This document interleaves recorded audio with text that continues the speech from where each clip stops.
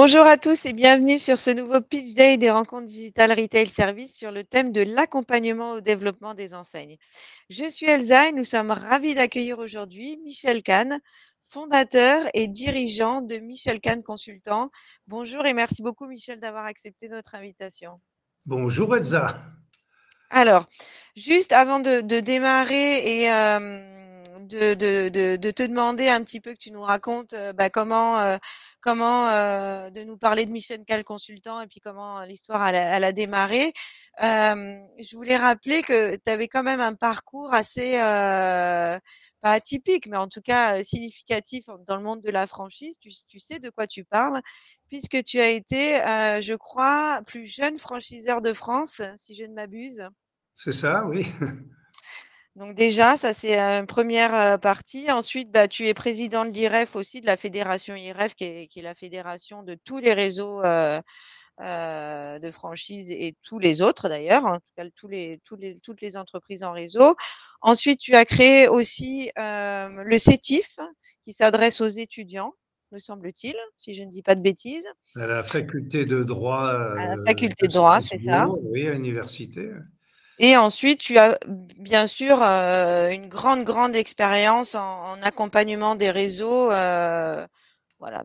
Donc, avant, voilà, je voulais juste préciser ça avant de démarrer et que tu nous parles un petit peu bah, justement de l'aventure Michel Kahn Consultant.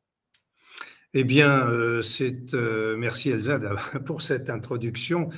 Je t'en Mais je prie. n'ai aucun mérite parce que ça fait 50 ans que je fais ça. Donc, Oui, euh, bah, enfin quand même, hein. l'expertise et l'expérience est un cumul de réussites, mais de beaucoup plus d'échecs aussi, pour avoir l'humilité de dire qu'on devient un véritable expert qui maîtrise l'accompagnement des entreprises qui veulent réussir durablement sur les marchés de la franchise et du partenariat. Alors moi, en ce qui me concerne, mon obsession dès le départ, nous sommes en 70, j'avais l'idée d'ouvrir et de créer un cabinet spécialisé dans l'accompagnement des entreprises qui veulent créer des réseaux.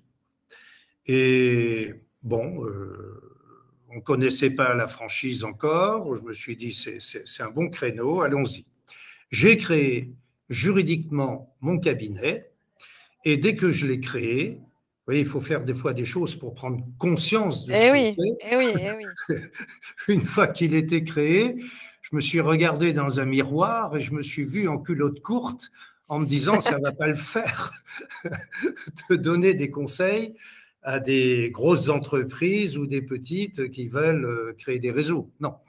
Et c'est pas sérieux, je me suis dit.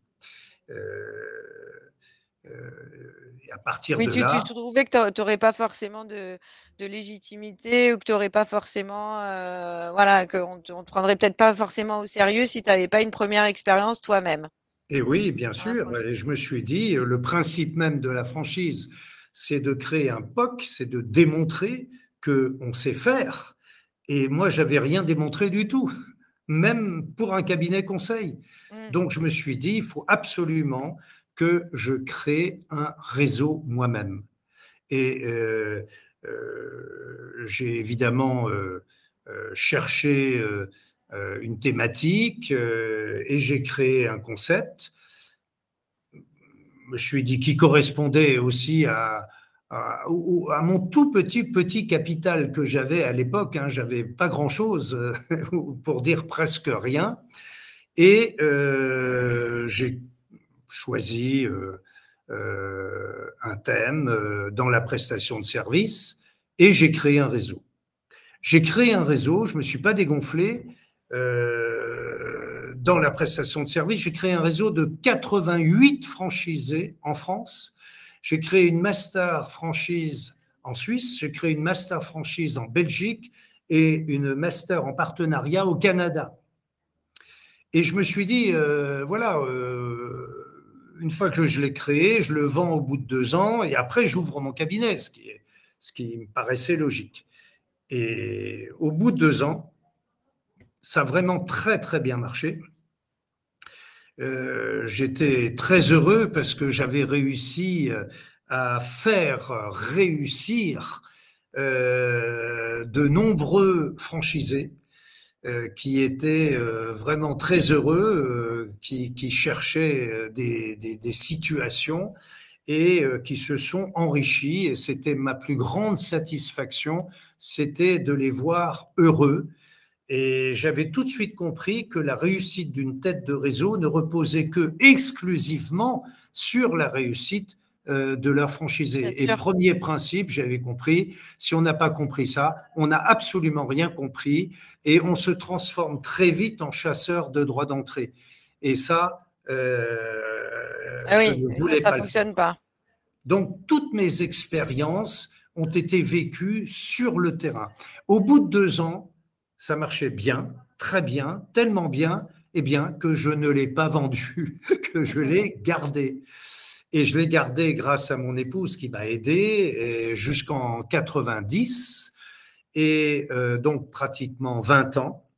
Et je l'ai vendu parce que, bon, pour des questions de santé, elle ne pouvait plus m'accompagner, donc je devais me séparer de ce réseau. Et donc, mon cabinet, je l'avais quand même ouvert au bout de 2 ans. Voilà. Ouais, Donc, c'est comme ça. ça que j'ai commencé à ouvrir mon cabinet. Voilà. Et donc, à partir de ce moment-là, tu as commencé à accompagner d'autres têtes de réseau qui souhaitaient se développer. Parce que finalement, quel service est-ce que vous proposez chez Michel Kahn Consultant, justement, en termes Alors, d'accompagnement?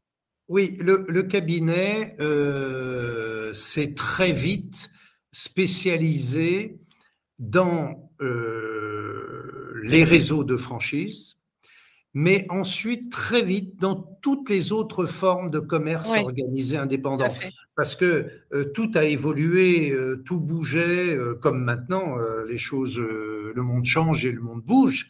Et il faut s'adapter sans cesse, et c'est un combat d'agilité de tous les jours, et tous les jours, nous réinventons les choses sans aucun complexe et nous avons payé pour apprendre. Et c'est ça qu'il faut retenir dans ce genre de métier et avec beaucoup, beaucoup d'humilité.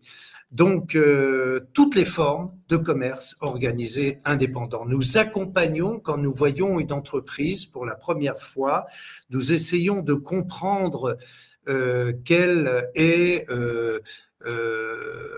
si je prends une métaphore, par exemple, pour mieux faire comprendre, si par exemple la tête de réseau est une Ferrari et si on arrive au rond-point ici en voyant des tas de panneaux, franchise, partenariat, coopérative, licence de marque, GIE, chaîne volontaire, commission affiliation, quelle sortie que je vais prendre? Ah bah, Eh ben, avec ma Ferrari, si j'ai le malheur de prendre la sortie Paris-Dakar, j'ai beau avoir la Ferrari la plus puissante au monde, eh bien, 3 mètres dans le sable, je suis planté.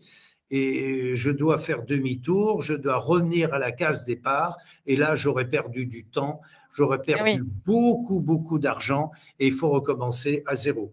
Hein, c'est que je me suis trompé, et il fallait sortir à la case 24 heures du Mans, ou alors si ma tête de réseau était un 4x4 puissant, oui, là, je prenais sans risque la bonne sortie, le Paris-Dakar. Et c'est ce que nous faisons pour bien comprendre quelle est la stratégie que nous aidons aussi à construire au niveau de cette entreprise pour lui donner une feuille de route qui est très claire. Et avoir une vision claire est tout à fait indispensable. Il n'y a pas de bon vent si on ne sait pas où aller. Et ça, c'est la première des choses. On sait quelle forme de commerce organisé indépendant ou de commerce associé il faut prendre. Une fois que c'est défini, après, nous pouvons accompagner l'entreprise autour de 4 rouages pour construire les outils nécessaires propres à chacune des formes, parce que construire une coopérative, ce sont des outils tout à fait différents que de construire un réseau de franchises ou de concessionnaires. C'est pas du tout la même chose. Eh Et oui. chaque forme a souvent des contraintes jurisprudentielles et des fois il y a des textes de loi comme pour la coopérative, il y a des usages, il y a des choses avec le recul, on sait maintenant ce qui marche et ce qui marche pas. Et pour éviter aux entreprises de se tromper, ils ont dans le rétroviseur 50 ans pour éviter des échecs, et ça c'est très important. Donc on apporte à notre client non seulement le savoir-faire de développer et de construire un réseau, mais on apporte aussi le savoir ne pas faire pour éviter les échecs, et ça c'est très important. Donc l'accompagnement est très vertueux autour de ces 4 outils qui sont les outils juridiques, autour de ces 4 rouages. Le deuxième, c'est le rouage marketing, pas du concept même de la tête de réseau. Par exemple, si c'est une entreprise qui vend des hamburgers, c'est pas le sujet. Oui, c'est Ou sûr. l'optique ou Oui, l'immobilier. oui, bien Nous, sûr. on sait pas faire de l'immobilier, des hamburgers ou du béton ou de l'optique. Nous savons faire des réseaux. Et donc, c'est le concept marketing pour développer le réseau. Ensuite, le troisième rouage, ce sont les outils économiques et financiers, parce que construire et développer un réseau, ça doit être une opération rentable Eh pour oui, la tête de réseau, rentable pour les affiliés et rentable pour le réseau en tant que réseau, tout comme il doit être aussi rentable pour les fournisseurs qui participent à ce développement de l'ensemble du réseau. Donc c'est toute une ingénierie. Et le quatrième rouage, ça sera le rouage managérial. On ne construit pas un management dans un réseau de partenariat de la même façon qu'un réseau de franchise. Un réseau de franchise, c'est un management vertical et hiérarchique. Les contrats de partenariat sont des managements, par exemple, horizontaux, oui, oui, tout à fait. participatifs et collaboratifs.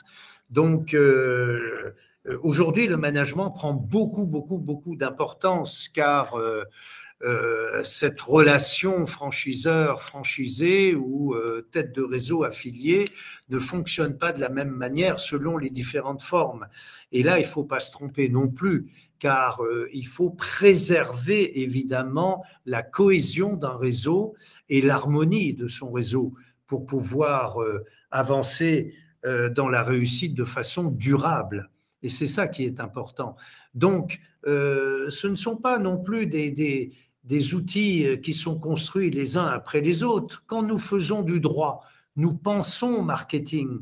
Quand nous faisons de l'économie, nous Bien pensons sûr. management. Quand nous pensons Il y a tout marketing, qui nous pensons s'imbrique en fait. tout s'imbrique et c'est ça le savoir-faire unique que nous avons des réseaux. Comme disait votre confrère BFM, Emmanuel Le Chypre, disait de nous, vous êtes la référence incontournable. Encore une fois, on n'a pas de mérite, ça fait tout simplement 25 ans qu'on a appris tout ce qu'il ne faut pas faire, c'est le savoir ne pas faire, et par déduction, tout ce qui a très bien marché, et ça, ça ne représente que 10% de l'ensemble des échecs qu'il faut savoir éviter aussi. Je Bien sûr. rappelle, je te le disais dans une autre interview, chaque année, nous voyons arriver 160 nouveaux concepts C'est qui énorme. veulent développer un réseau en France. Eh bien, en moins de 5 ans, il va en rester, non, en moins de 3 ans, il va en rester 17, et en moins de 5 ans, il n'en restera plus que 9. Ouais. Donc, cet échec de tous ces gens qui ont la conviction intime de pouvoir réussir en réseau, sont convaincus, sont pétris de conviction et de certitude, eh bien, ils se plantent. Pourquoi ils se plantent? Tout simplement parce qu'ils ne sont pas accompagnés, ou encore pire, Ils sont Mal mal accompagné. accompagnés Ah oui, par alors là, des apprentis sorciers qui sont des vendeurs de théories.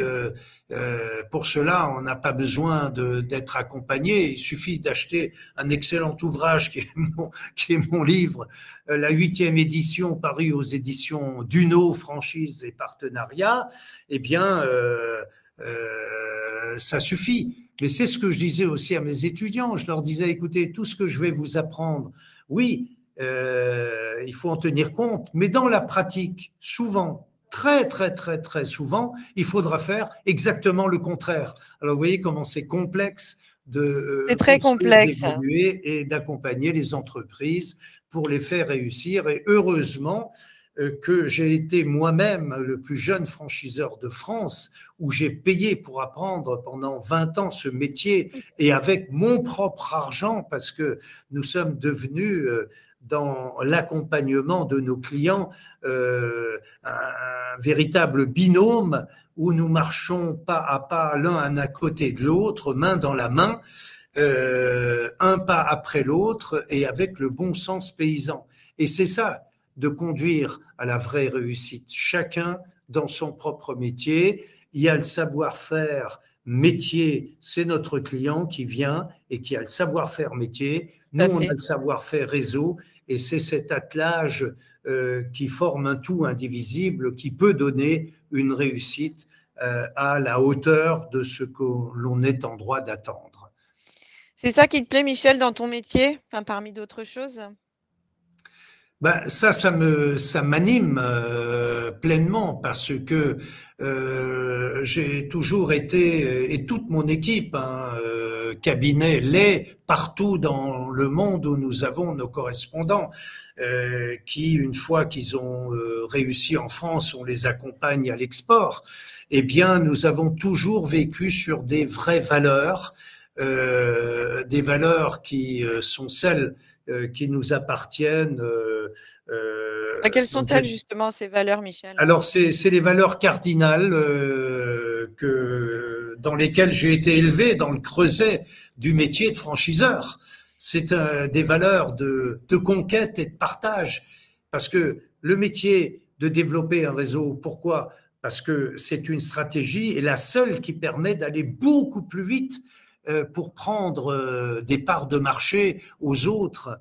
C'est la stratégie qui permet aussi d'autofinancer son propre développement et c'est la seule qui permet de valoriser ces éléments d'actifs, parce qu'en comptabilité française, on ne valorise pas les éléments d'actifs. Donner de la valeur à une marque, au bilan, vous pourrez voir, sauf si vous l'avez acheté, mais si vous l'avez créé, votre marque, on ne connaît pas la valeur d'une marque. Donc tout cela, nous accompagnons nos clients pour donner de la véritable valeur, pour faire monter l'actif et pour permettre d'intéresser un jour des repreneurs ou des fonds, des investisseurs et surtout les candidats à la franchise pour les sécuriser dans quelque chose de vertueux et qui fonctionne bien. Donc ces valeurs, c'est en nord-sud, c'est les valeurs de conquête et de partage. Oui, nous savons faire ça, nous savons prendre les marchés très rapidement avec des viviers de candidats, avec des bons partenaires comme les rencontres digitales qui vont qualifier des candidats qui correspondent au profil que nous déterminons avec la tête de réseau. Ça, c'est devenu déterminant aujourd'hui. Sinon, on ramasse un tas de n'importe quoi, on perd du temps, on perd de l'argent, c'est pas vertueux du tout. Donc ça, c'est les deux premières valeurs. Et ensuite, en Est-Ouest, nous avons des valeurs de respect et des valeurs de confiance. On ne peut pas travailler si on ne travaille pas dans la confiance. Nous travaillons de façon sincère avec notre client, de façon loyale, car le parcours du combattant, nous le connaissons encore une fois, Eh oui. tous les niveaux, même au niveau institutionnel. On sait donner de la notoriété à travers les concours ministériels de l'économie et des finances. Tout ce que nous faisons d'ailleurs avec notre client est certifiable à la certification des têtes de réseau Bureau Veritas que l'IREF que je préside a mis en place avec un référentiel de Bureau Veritas. Donc, les têtes de réseau sont certifiées maintenant. Et tout ce que le cabinet fait est certifiable par Bureau Veritas. Donc, tout est fait dans la plus grande conformité, dans la prévention du risque et dans la prévention du contentieux. Et ça, ça nous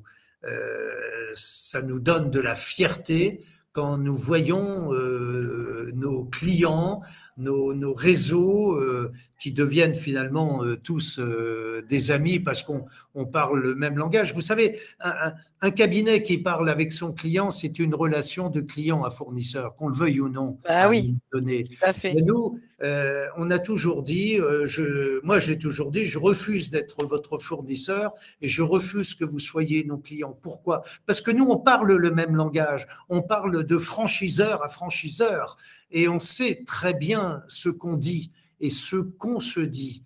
Et on a tout de suite compris dans quelle ligne de crête on avance, et on avance beaucoup plus vite comme ça. Donc ça, c'est le respect ensuite de faire respecter les affiliés dans les procédures, le respect des hommes, des équipes et le respect de ce qui se fait par rapport aux consommateurs, parce qu'on l'oublie trop souvent. Alors que dans nos montages, le consommateur, le client de notre partenaire, de notre affilié, eh bien, c'est la personnalité la plus importante parce que c'est elle qui fait vivre toute la chaîne. Elle fait vivre l'affilié, elle fait vivre la tête de réseau et elle fait vivre le fournisseur qui vend et qui donne. Donc, je crois que quand on a compris ça, on a compris beaucoup de choses. Et la manière de faire, avec des cadres juridiques bien précis, ça, c'est un cadre qui va donner la plus grande sécurité et la plus grande confiance dans la plus grande transparence pour faire réussir durablement des grandes, moyennes ou petites entreprises qui veulent développer des réseaux. Oui, c'est ça.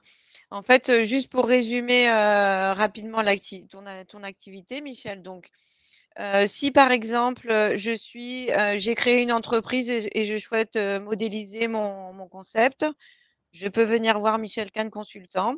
Si je suis un réseau déjà existant et que j'ai envie de développer mon réseau, je peux venir voir Michel consultant. J'en oublie un? Non, non. Et quel que soit, on peut toujours voir Michel Kahn consultant pour toutes les autres questions qui figurent toutes dans mon ouvrage d'ailleurs. Exactement, Michel, exactement. Je dirais là le contraire puisque je collerais à la réalité. On épouse le relief du profil de l'entreprise et de ses dessins parce que on ne monte pas le réseau de la même manière si, par exemple, le créateur a une envie, c'est de céder à sa succession. On ne le montrera pas de la même manière que s'il veut le revendre très rapidement. Et on ne le montrera pas de la même manière encore si l'objectif est de monter en puissance en faisant rentrer des fonds ou des investisseurs ou de la family office. Tout cela, il faut le savoir au départ. Et nous avons d'ailleurs dans tous ces services absolument toutes les expertises à 360 degrés de toutes les compétences réseau, que ce soit le financement, le digital, l'architecture, le développement, l'animation, le marketing, toutes. Nous avons, je crois, 85 expertises différentes dans notre plateforme à 360 degrés. Donc, on répond à toutes les exigences, à toutes les demandes, que ce soit en France ou à l'étranger. Vous voulez monter un réseau à Hong Kong, on sait faire. Vous voulez le monter, on a notre correspondant qui est aussi d'ailleurs un franchiseur comme moi, qui a monté son cabinet. Vous voyez, on reste dans les mêmes valeurs à tous les niveaux. Bon. Très bien, Michel. Bah, écoute, je vais te laisser le mot de la fin pour conclure, si tu le veux bien. Je dirais, il n'y a aucune hésitation à avoir, c'est de consulter les gens à qui on peut faire le plus confiance parce qu'ils ont le plus d'expérience et le plus d'expertise. Ce sont tous ceux qui sont autour de moi au cabinet Michel Kahn Consultant. Parfait, Michel. Bah, en tout cas, merci beaucoup pour tous ces éléments qui ont été, j'en suis sûre, très intéressants et instructifs pour les décideurs des réseaux. N'hésitez pas à vous rendre sur le stand de Michel Kahn Consultant pour retrouver toutes ces informations et bien d'autres encore, ou prendre directement contact avec Michel et son équipe bah, si vous avez besoin de plus amples informations. Merci beaucoup, Michel. Merci Elsa et tous mes compliments pour toi et les rencontres digitales que je félicite et nous sommes très fiers encore une fois. Merci, Michel. Ça me touche beaucoup. Merci. Au revoir. Au revoir Elsa.